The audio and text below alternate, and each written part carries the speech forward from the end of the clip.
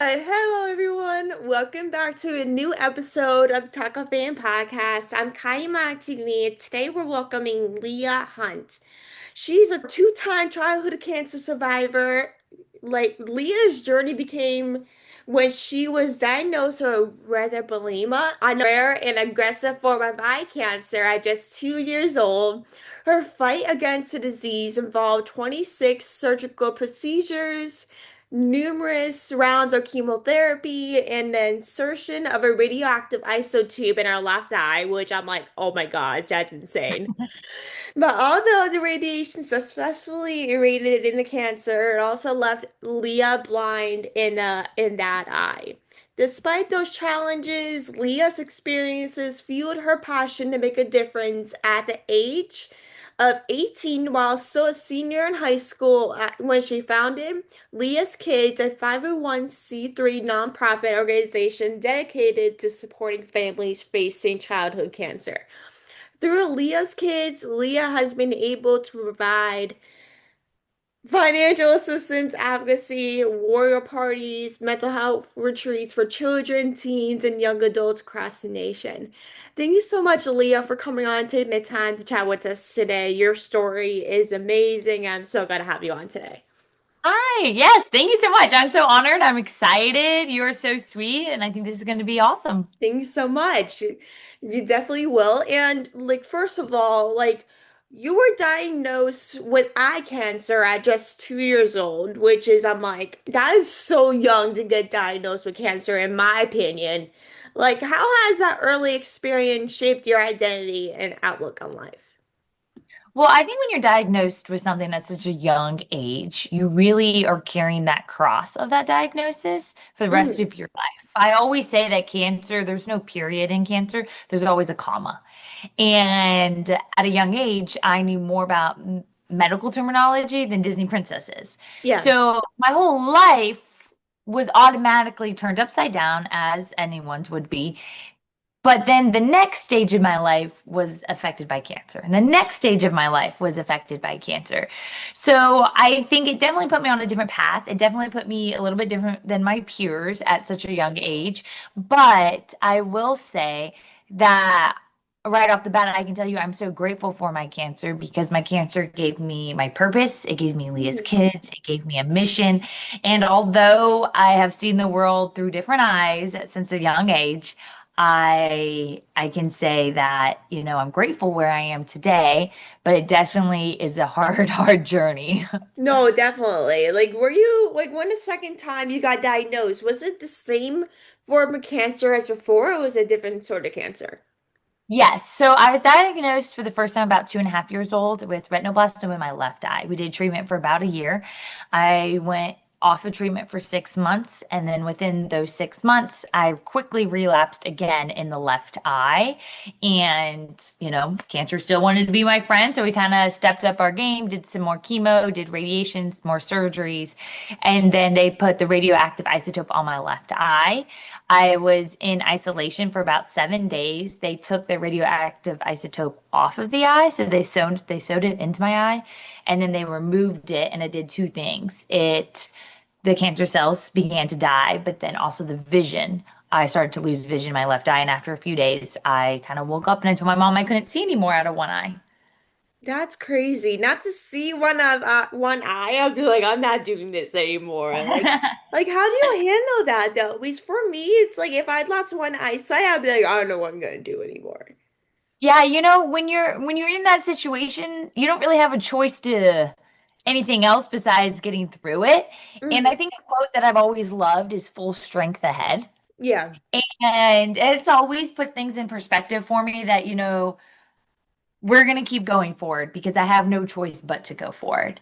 And I'm going to fully dive into who Leah is. And at a very young age, Leah became Leah that had cancer and Leah that was blind in one eye. And so it definitely has the challenges. And as I grew up, it got a lot harder for me. I will say simple things like shaking someone's hand. That is such a simple task. But for a person with univision, your depth perception is completely off. And Mhm. so shaking shaking a hand for me was really hard as a young kid, where for a time in my life, didn't want to shake anyone's hand because I would always miss their hand when I would go out. Or, things like I played basketball. I was a huge athlete. I love Mhm. basketball. But it came to a time in my life where the sport that I loved, my eyesight was starting to hinder me. So you're shooting at a line to get a ball into a small hole, Mhm. but my depth perception was always off. So I'm always hoping the ball would go in. And then, just other players and other girls knowing how to get around me because, it was very known in my small town that I grew up in that I, lacked vision in one eye. And so I think it's taking a lot of the normal, mundane experiences and finding your own normal inside of that. And that was definitely hard, but I really had no other option. And I think when you have Mhm. no other option, it's full strength ahead. It's figuring out where you're going to go from there. Exactly. Like if it's like you're playing basketball and it's hard to see your vision, I would be like having a mental breakdown. It's because obviously it's so hard to deal with like the loss of like one eyesight or both or whatever it may be due to cancer. I mean, Right. sometimes that can often happen to lose eyesight from cancer. Yes. Yes, And exactly. for me, it's like to lose a lot of the ability to do something like shake people's hands when you're meeting them or something, and also playing a sport that you love. It would drain me because obviously I would love, obviously, I'm so happy I could play and everything, but it's like you are technically not the same ever since you lost one, I'd say. It's like much harder compared to like most people. Right. Exactly. Yes. How would like you describe like your childhood growing up with one blind eye and one CI, having to live with that like every single day? I think since I was so young, I didn't know anything else. I kind of just knew being blind in one eye was who I was. It was part of my story, it was part of my journey. But I will say as I aged, I think my all my side effects from chemo and from treatment really came out to play as I Hmm. got older. And I will say it was hard when I was at different milestones than peers, but Mm. really seeing that my peers lived a very different life than I did.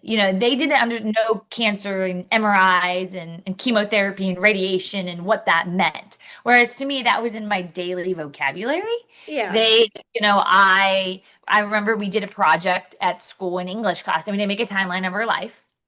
And on Hmm. my timeline, I put, end of chemo party, round two of radiation, hospitalization, make a wish trip, rang the bell, all those milestones that come with cancer. Yeah. Whereas my friend's timeline was went to Disney World, first birthday, third birthday, confirmation, like your normal things that kids are going to experience. Hmm. And that I remember my teacher hung them in the hallway and I looked at them and I was like, oh, mine looks really different compared to theirs. And I think that probably was the hardest part, just knowing I was a little bit different than my peers, but also knowing that they were so young that they weren't going to understand.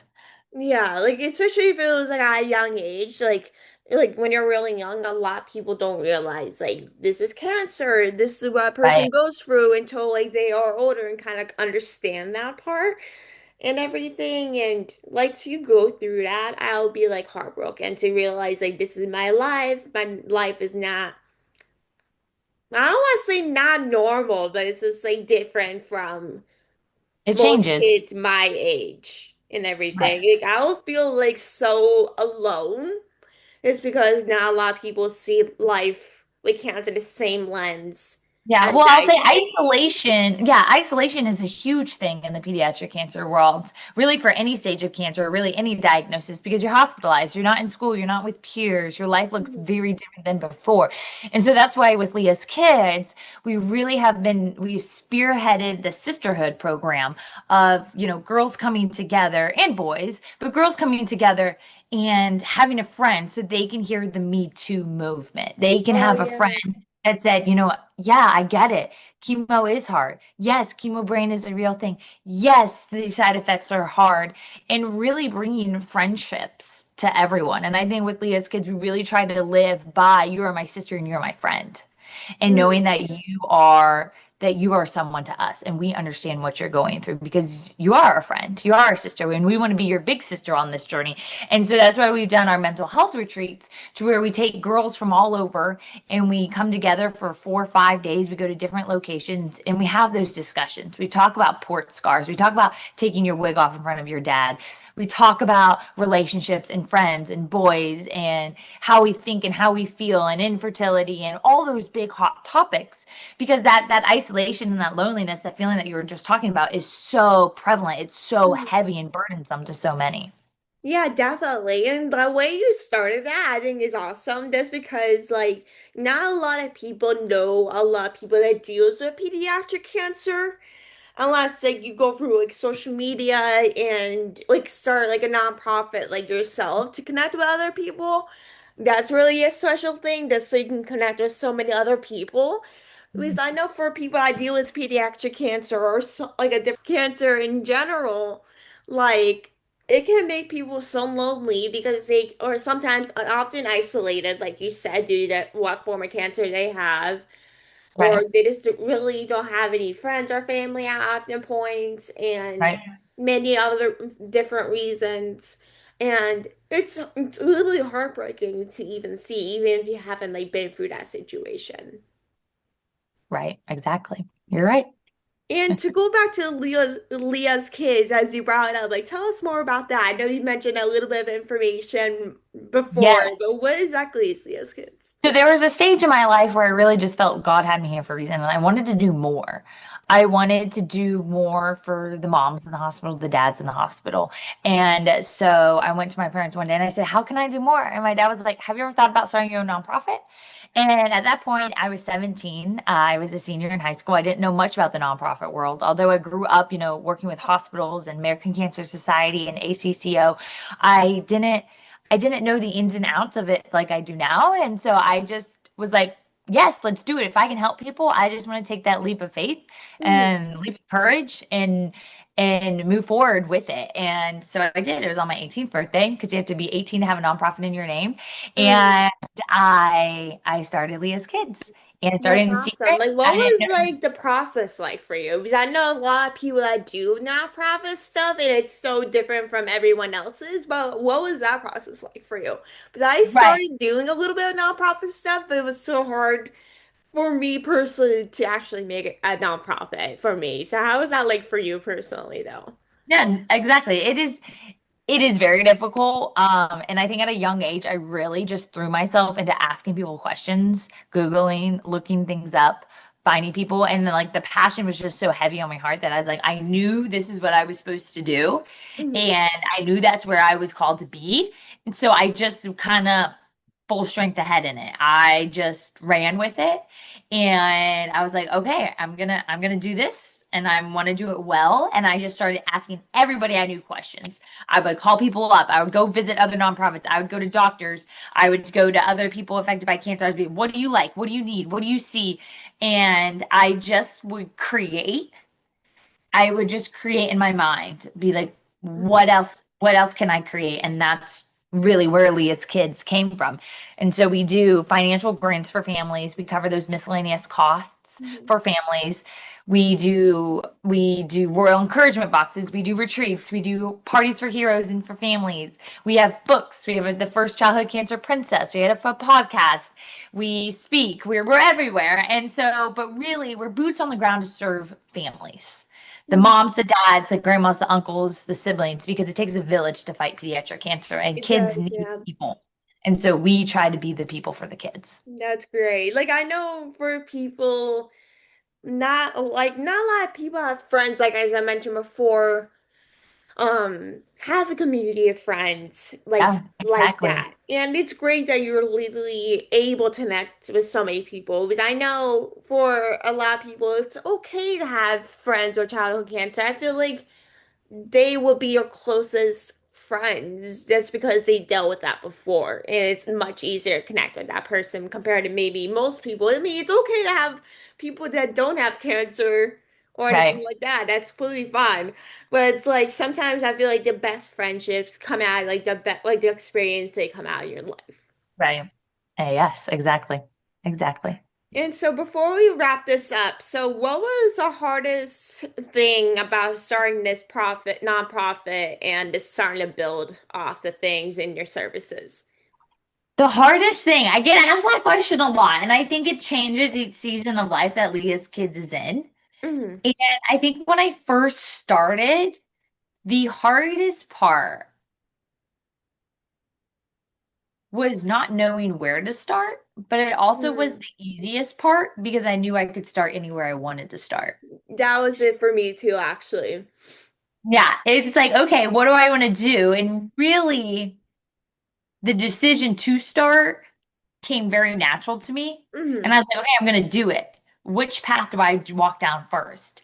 And once I kind of laid it all out there, I was like, I don't know. I don't know which one is most beneficial for me to walk down. I don't know. Do I start here? Do I start with branding, logo, website, legally, filing? Like where do you start? Do you gather your board first? Like all those questions that ran through my head. I knew I just had to start. Yeah, And it's all just a matter of what specifically do you start yeah, on?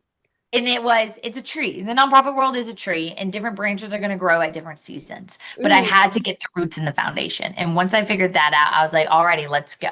So it wasn't necessarily starting, it was which branch do I want to grow first? And when I found the Yeah. branch, it connected to the next one, and they all came together. And I think really honestly that and not knowing people, I grew up in a really small town, so I didn't know, I was 17. I didn't know all these donors. I didn't know all these people in corporations and get Hmm. sponsors and I didn't know those people. So it was like, okay, well, I'm just this high school kid. How am I going to go meet those people?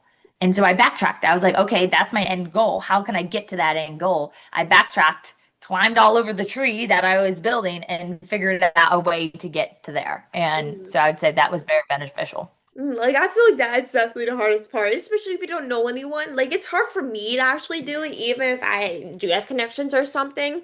Like nonprofit and starting it, it's just hard in general because you don't know where to start. That was the biggest challenge for me when I was starting a nonprofit, or it was actually.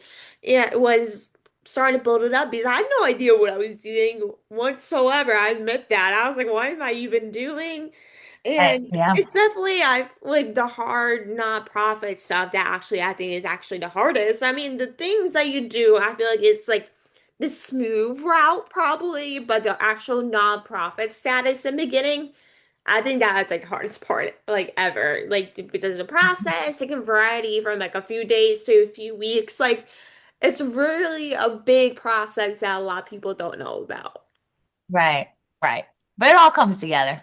It all comes together, yeah. So thank you so much, Leah, for coming on and taking the time to chat with us today. I really appreciate you coming on and taking your time to sharing your story. It means so much. I love everything you're doing, and thank you so much again for taking the time with us today. It Yes, means so thank you. much. You're so sweet. Keep up the amazing work. You're amazing. And yeah, I'm excited. Thank you. Of course, same here. And thank you guys so much for coming on and listening. Make sure to like, subscribe, and review, and I'll talk to you guys very soon.